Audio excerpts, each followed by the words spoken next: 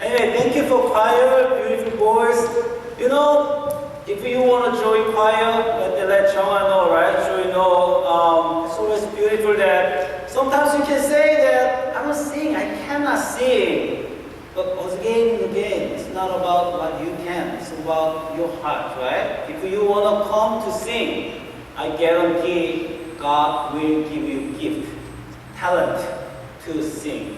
So whatever you want to do for God, do it. Even if you're not that good in the beginning, God will give you the effort and talent for you to serve God. Okay? So thank you again that we haven't got the special music for a while, but now it's done again, so it's very good.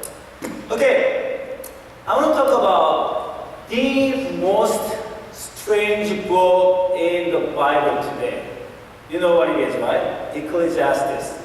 People wonder, even scholars wonder, they don't know why this book is a part of the Bible.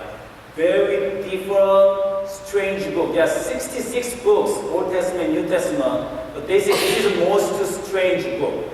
Because most of the Bible, the content, they talk about meaning. Life is meaningful. God has a plan for you. Your life, you are very important. There are things, God's purpose in your life. Bible, every book talk about God especially love you. You are meaningful. There is a meaning. Life is meaningful. There's a purpose. Except this book. So this book written by Solomon, right? The speaker is the teacher. The teacher is Solomon the king, one of the greatest kings in history of Israel, the richest guy in the world. Solomon has a lot of titles, right? He was the richest guy in human history. He was the wisest man in human history. He is the one with the man who had many wives. You know that, right? He had 300 wives and 700 concubines. So 1,000 wives or girlfriend he had it. So one of the historical figure in the whole human history, the King Solomon, he got everything. He got everything. Everybody jealous of his life. But in his writing, in his book today, what he shared simply like this. He says in the beginning, meaningless. This is chapter 1, verse 2. The speaker says, meaningless. Meaningless. Utterly meaningless. Everything is meaningless. That's what he's opening. And through his whole book, he keeps saying, it's not meaningless. Life is not meaningless. Whether you are king, whether you are slave, whatever you do, life is not meaningless.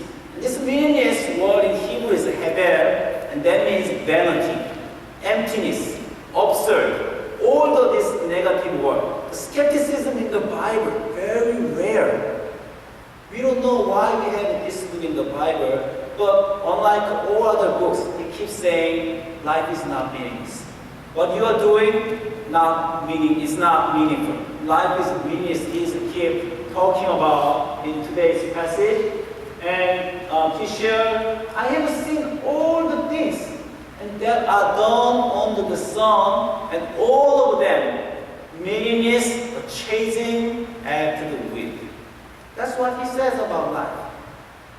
What do you think? When I ask you this question in the morning, youth, hey, how many of you think that life is meaningless? Half of them raise hand. Our youth said, yeah, life is not meaningless. Young Thomas, I asked, hey, why is meaningless? Because I have homework every day. I finished homework, but still I have homework tomorrow. And I finished homework again, still I have homework. You know, I think he got the point. I think that's what Solomon said. Your life is the same, right? There's an achievement, but there is another challenge. And you finish one thing, you go through one difficulty, like you finish the homework, and it's over. Life is peaceful after a big difficult way. No, it comes back again and again. You know, Steve sent a text to the UMM that I, opened the new dealership in Navarro. My first feeling, wow, congratulations, man. My second feeling, oh, you will get extra stress from now on. Is it right? You open something new. You and your life is more successful, or you have more children.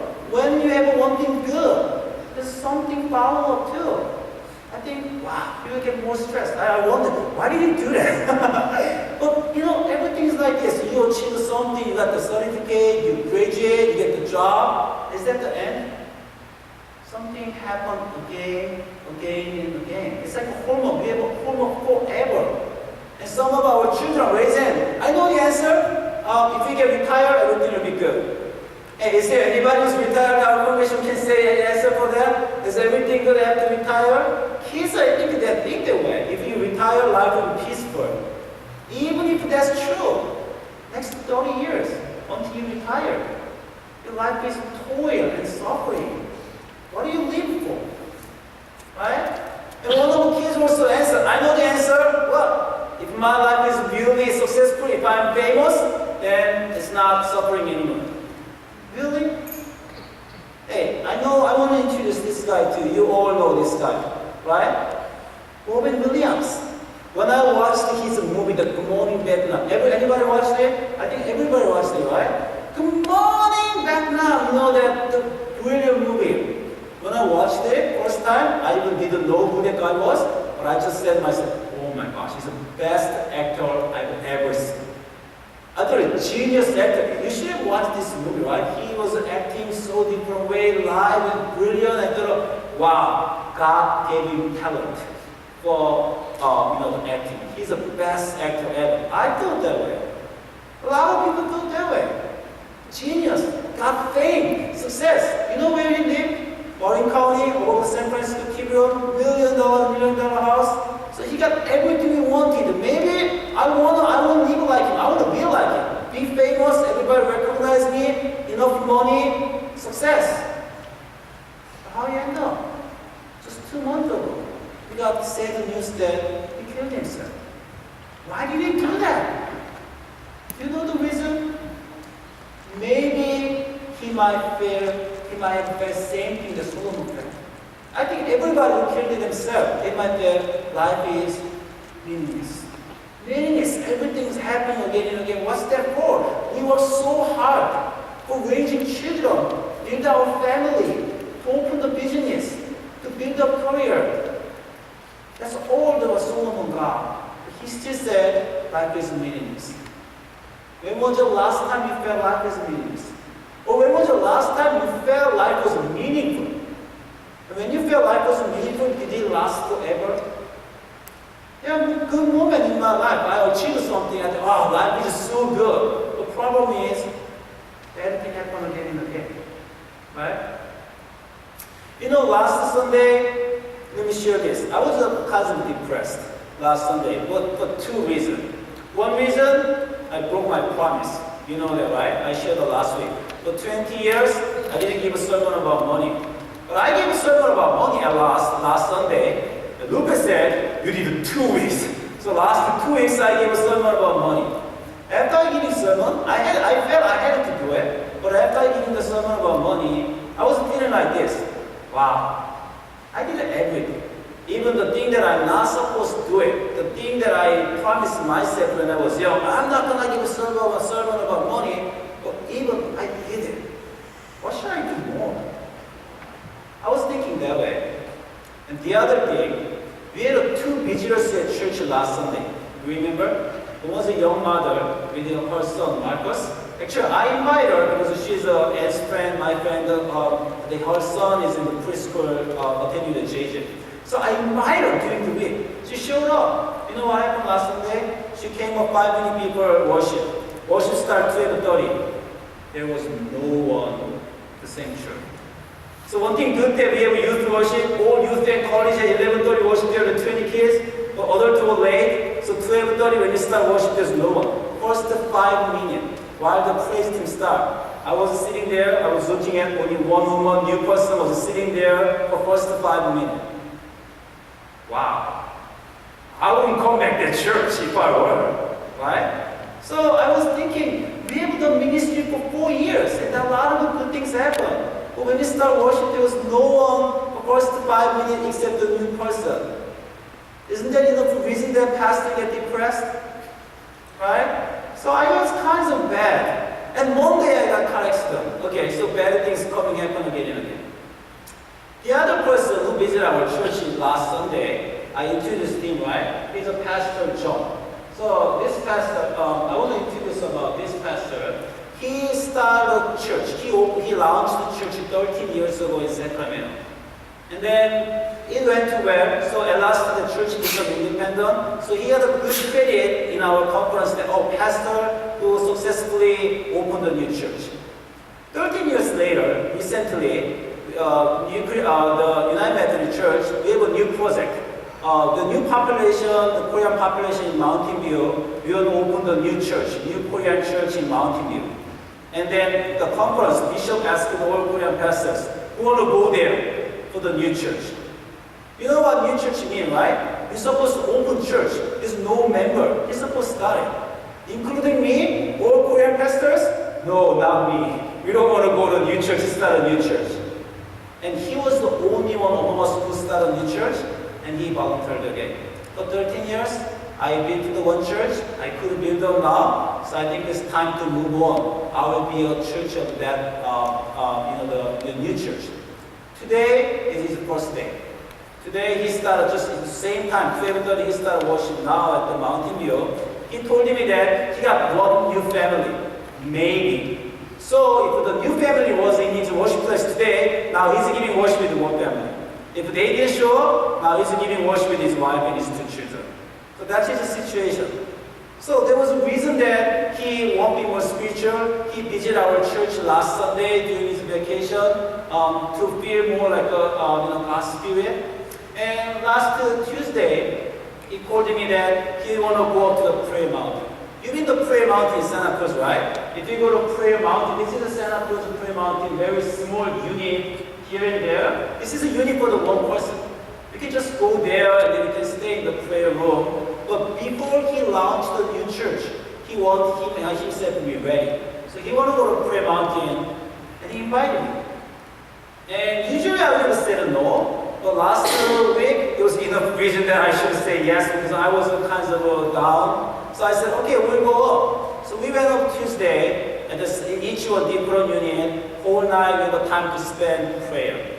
And next day, Wednesday, he said, let's drive. He said, let's go to some driving. So he took me from the prayer mountain here, San Jose here, stopped at the prayer mountain. He and I drove here to Santa Cruz and drove all the way to Highway 1 until we reached the Pigeon Point Lighthouse. Has any of you been there, Pigeon Point Lighthouse? He said 5 years ago, his church was very difficult. He was so frustrated because his church didn't go. So he came to the prayer mountain 5 years ago. And then he was praying, and he couldn't control his heart, so he just drove. He just drove following the Highway 1.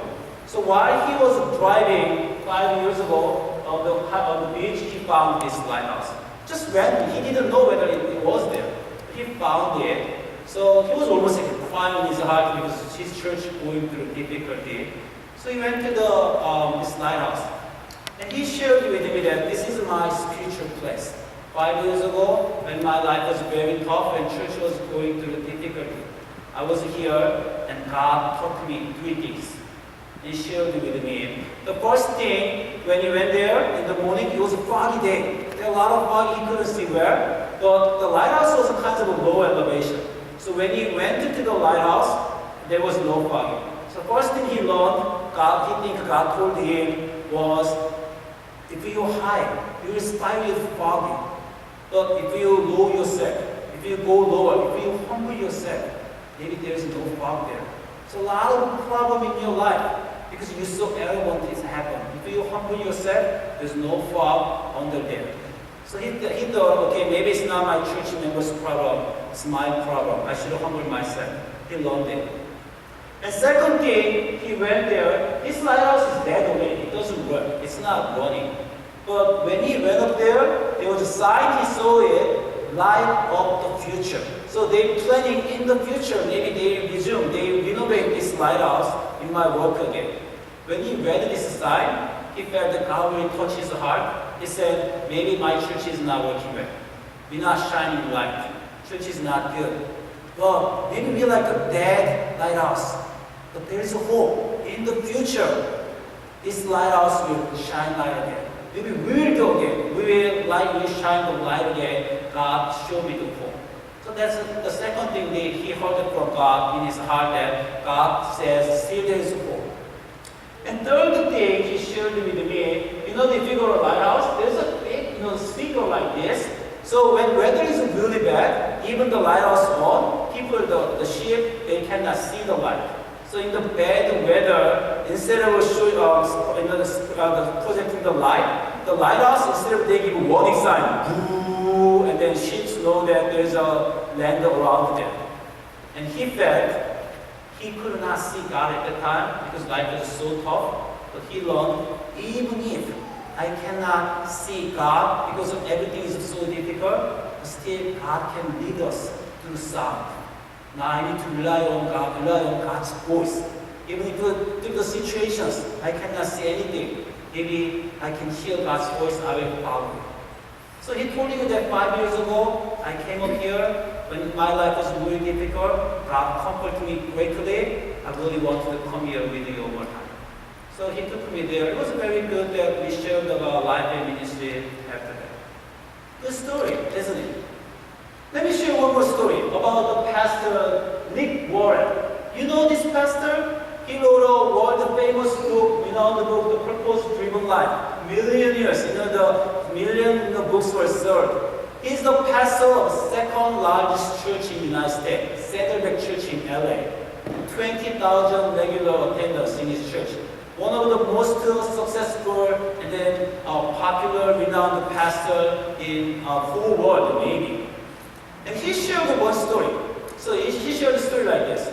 There was a rich man, and he opened a big party. And there was a big swimming pool in his house, and everybody gathered.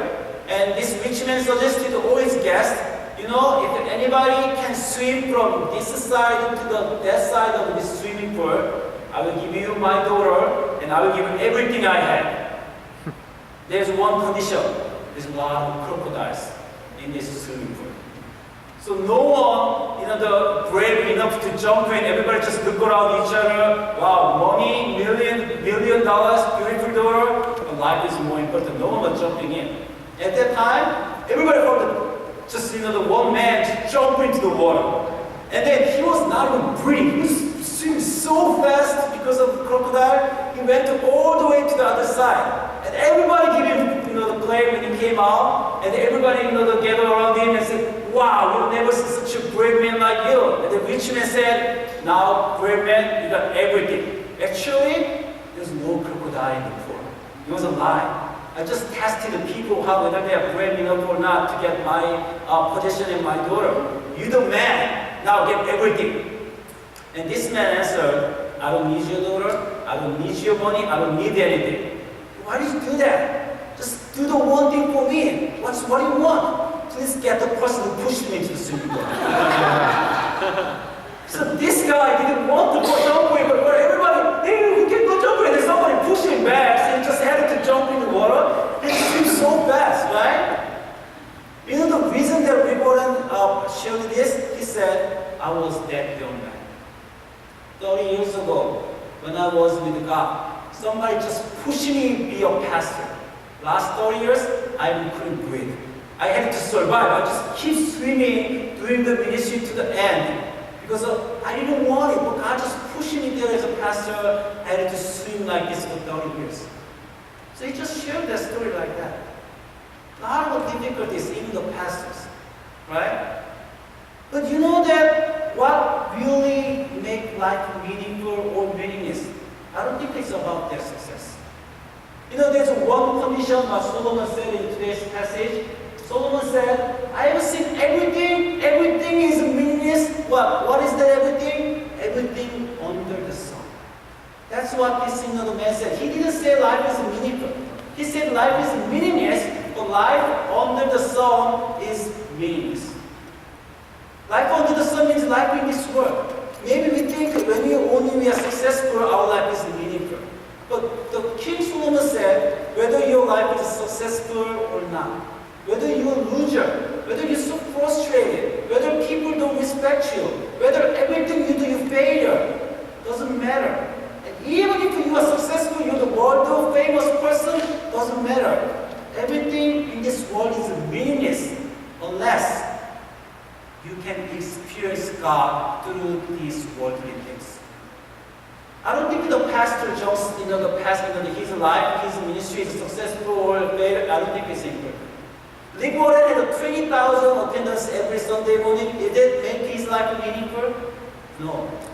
Simply these two pastors as their life were meaningful, not because of their success or failure, but because during their ministry, through difficult times, they experienced God. Everything you do, it's just to measure. That's not goal. If you think that your business, you study, your relationship, what you do is a meaning, if that is a goal and purpose of your life, some moment you all say life is meaningless. But through everything we do, new business, new study, new project, new job, what we want experience God. Whether we are successful, whether we fail, whether things not going well, it doesn't matter because they are not purpose. They are only measures. Through them, we want experience God. Through the difficult time of his life, Pastor John experienced God. He heard God's voice. Rick Warren, whether he was successful or not, through his whole life, he heard God's voice. Through whatever you go through, don't focus on things happening right now, but how God is working with you through those things.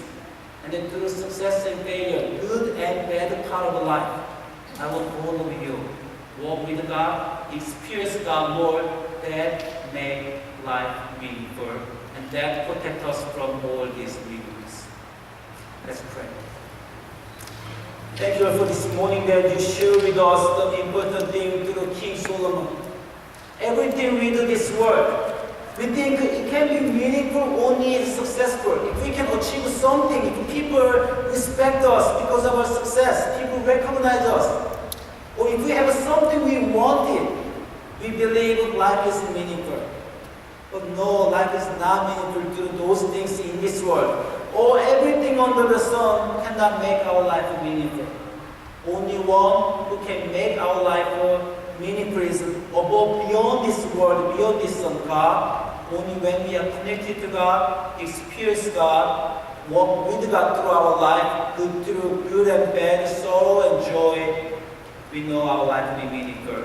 Let us walk, continuously go this journey with you, and only focus on you, so live a meaningful life in this meaningless world. In your name we pray. Amen. As a moment